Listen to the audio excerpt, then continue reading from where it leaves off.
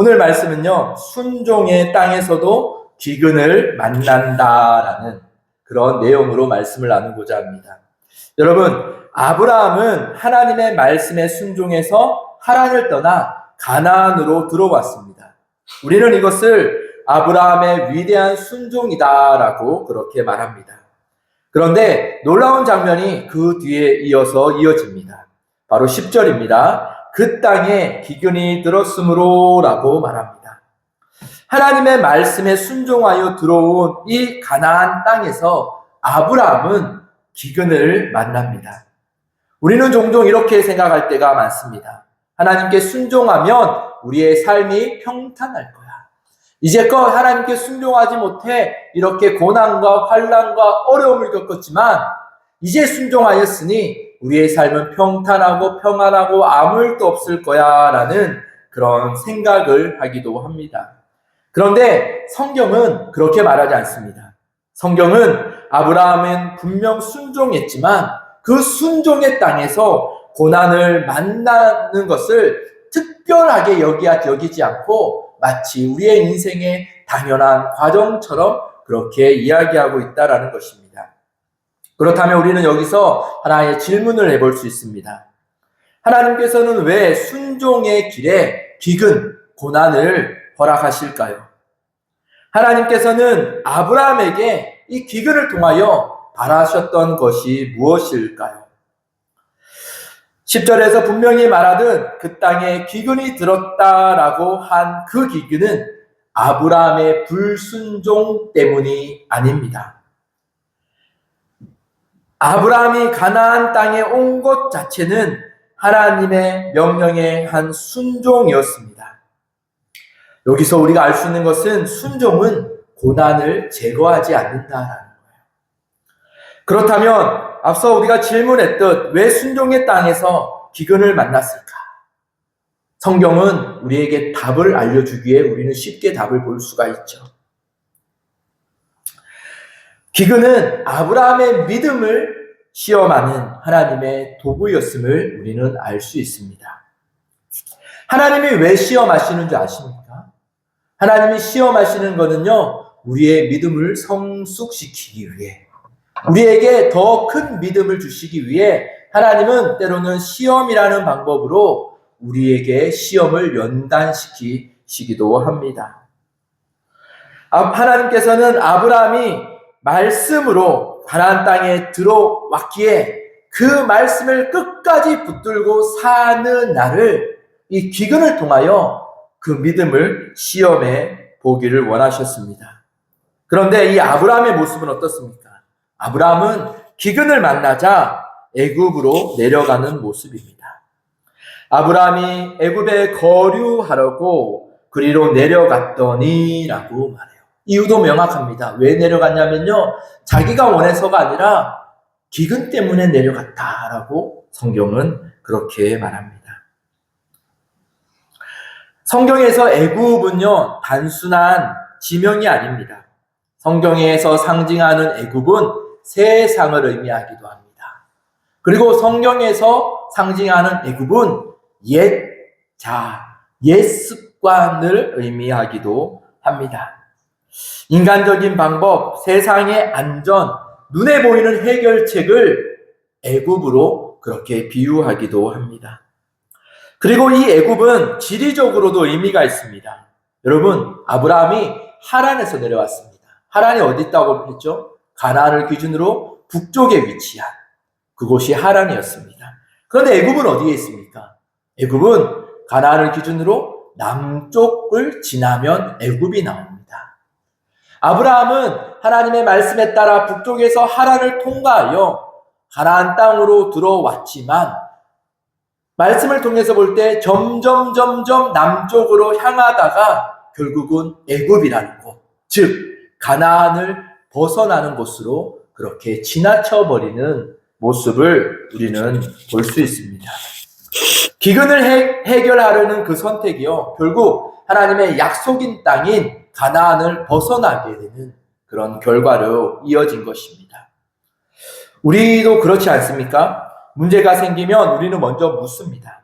하나님, 어떻게 할까요? 라고 하나님 앞에 묻기보다 사실 우리의 마음에 그 문제를 내가 어떻게 해결할 수 있을까라는 그 나의 본성이 하나님의 뜻보다 앞서기도 합니다. 마치 제가 성경을 읽으면서 뻔히 글씨가 있지만 저의 지레짐작으로, 제 경험으로 이 다음에는 이걸 거야 라는 저도 모르는 본능적인 교만함으로 하나님의 뜻을 앞서가듯 우리도 하나님께 순종하고자 하지만 어떠한 문제와 어떠한 상황들을 만날 때 우리는 먼저 나의 힘으로 무엇을 판단하는 것에 익숙하죠. 이것은 우리가 스스로를 책망하고자 누군가를 책망하고자 하는 말씀이 아니라 이것이 우리의 본성이다라는 거예요.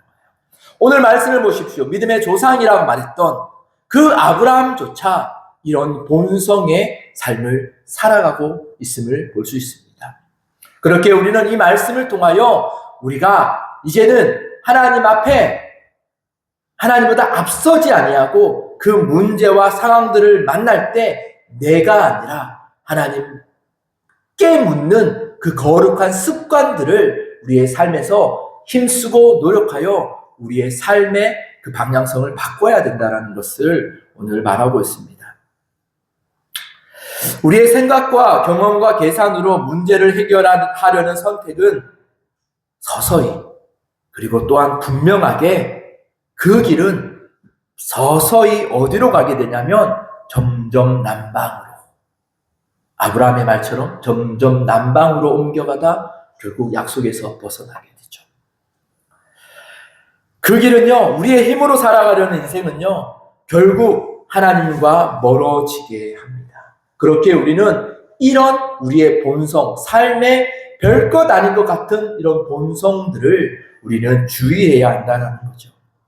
지금 우리에게 주어진 고난과 고민과 기근 앞에서 우리의 믿음의 태도에 주의하며 우리는 하나님과 멀어지는 인생이 아니라 하나님과 더욱더 가까워지는 그 길을 선택해야 된다는 겁니다. 그것이 무엇인지 아십니까? 결론부터 말하면요, 하나님의 약속 안에 거하는 것, 하나님의 말씀 안에 거하는 것. 하나님이 가나안 땅이 기근이 왔을 때 아브라함이 가나안 땅 기근이 왔을 때 하나님이 그 기근을 막 해결시켜주면서 가나안에 머물도록 그렇게 하지 않으셨어요. 그 기근을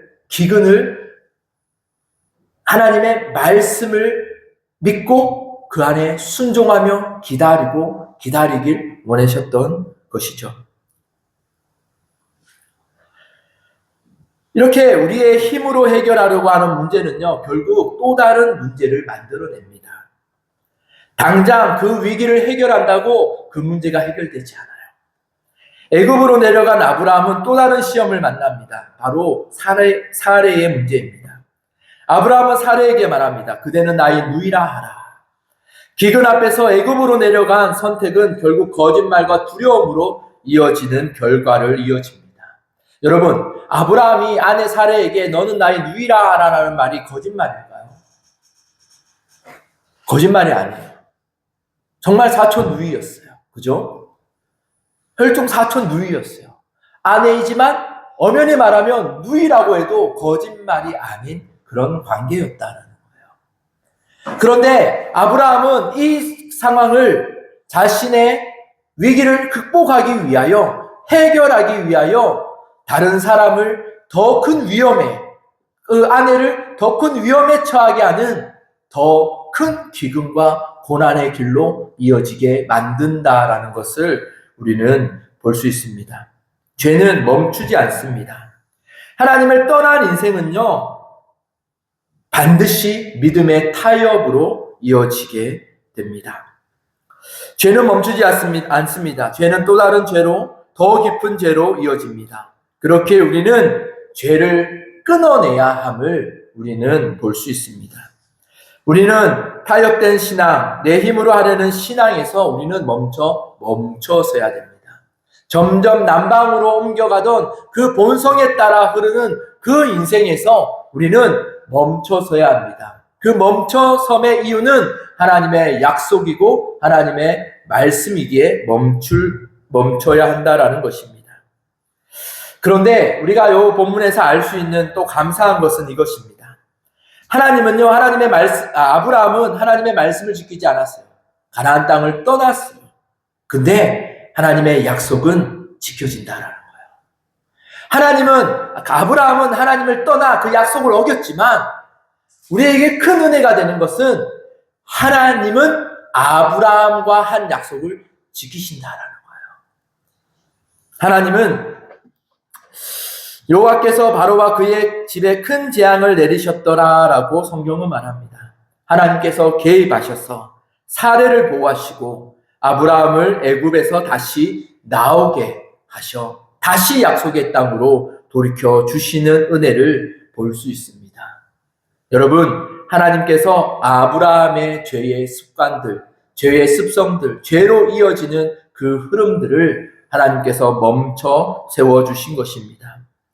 우리가 이 장면을 통해 분명히 알 수 있는 것은 아브라함의 구원, 또한 우리의 구원은 우리의 믿음, 그의 믿음에서 나오는 것이 아니라 하나님의 신실하심에 달려있다라는 것을 우리는 알 수 있습니다. 그렇기에 우리는 이 말씀을 통하여 우리는 구원의 안전, 평안을 누릴 수 있죠. 이제껏 우리는 우리의 실수와 우리의 허물과 우리의 죄의 책들을 바라보기에 바빴다면 우리의 연약함을 보고 우리는 그것을 우리가 스스로 고쳐가는 것에 바빴다면 오늘 말씀을 통하여 바라보는 은혜는 우리는 비록 그 연약함 가운데 있으나 하나님의 약속, 하나님이 우리와 맺으신 그 약속은 하나님의 편에서 하나님께서 이루신다라는 거예요. 그렇다면 우리는 기근을 만날 때 어떤 마음을 가져야 할까요? 여러분 인생 가운데 기근이라는 신호가 올 때는 우리는 그 삶을 떠나라라는 것이 아니라 그 믿음을 붙들라라는 시험으로 우리는 받아들여야 됩니다. 기근은 하나님이 없다라는 증거가 아니라 하나님을 더 의지하라는 하나님의 초청이기도 합니다. 두 번째로 기근을 만날 때는 문제의 해결보다 중요한 것은요, 하나님의 약속에 머무는 거예요. 하나님의 말씀에 머무는 것입니다. 가나안에 기근이 있었지만 그곳에는요, 하나님의 약속이 있던 곳이에요. 만약 기근이 있던 그 가나안에 아브라함이 머물렀다면 어떻게 되었을까요? 기근이 끝났을까요? 어떻게 되었을지 우리는 모르죠. 그러나 분명한 것은 아브라함이 자기가 위험하다고 있었던 그곳이지만 그 약속에 머물렀다면 하나님은 아브라함을 그냥 홀로 두시지 않으셨을 것이다 라는 믿음의 고백을 우리가 할 수 있죠. 믿음이란 상황이 아니라 하나님의 말씀에 머무는 거예요. 믿음이란 내가 예배할 수 있고 내가 뭘 할 수 있고 내가 하나님 앞에 뭘 할 수 있는 상황이 아니라 우리는 어떠한 상황이 아니더라도 믿음 안에 머무는 거예요. 여러분, 진리 안에 머문다라는 것이 있죠. 우리가 예배로 비유를 많이 하면 우리가 때로는 예배 자리에 나올 때 부부와 싸우기도 하고 속상한 마음이 있고 도저히 찬양할 마음도 안 나고 예배할 마음도 안 나고 우리 마음이 딱딱해져 버리고 이렇게 나와 앉아 있을 때도 있습니다. 그러나 우리가 믿음으로 예배를 드린다라는 것은 우리의 감정과 기분과 상황은 비록 그래도 하나님 앞에 예배라는 그 예배 앞에서는 우리의 입술을 열어 하나님의 찬양할 때 하나님을 찬양하길 힘쓰고 하나님을 고백할 때 하나님께 고백하길 힘쓰고 하나님의 말씀을 들을 때 우리의 마음을 열어 그분의 말씀을 받아들이려고 하는 그 예배의 바른 태도로 나아가는 것이 믿음이죠. 우리의 감정에 휘둘리는 것이 아니다라는 겁니다. 믿음이란 문제가 없는 삶이 아니라 문제 속에서도 하나님의 약속의 땅 가나안에 머물려 하는 그 신앙의 태도이기도 합니다. 여러분, 하나님이 우리의 인생에 시작하신 구원의 은혜에서 떠나지 않기를 원합니다. 세상은 또 사탄은 우리로 하여금 교회를 떠나고 신앙을 떠나도록 미혹하고 또 타협하게 하고 때로는 환경과 상황으로 문제로 우리를 두렵게 할 것입니다.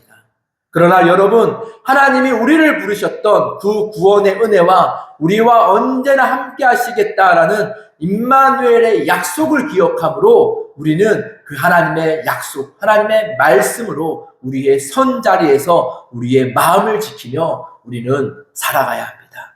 하나님이 우리에게 말하시는 것은 바로 이것이죠. 깊은 예수 그리스도라는 그 반석 위에 우리를 뿌리를 내리고 세상은 우리를 흔들려고 하지만 우리가 비록 때로는 흔들려도 우리의 뿌리로 인하여 우리가 그 자리를 벗어나지 않고 여전히 그 자리에 서 있는 것, 그것이 바로 하나님이 우리에게 말씀하시는 믿음의, 또 우리의 삶을 통하여 나타내실 믿음의 시험들이다라는 거예요. 우리의 인생에도 여러 기근과 같은 시간이 찾아옵니다. 경험했을 수도 있고요, 앞으로도 찾아올 것입니다.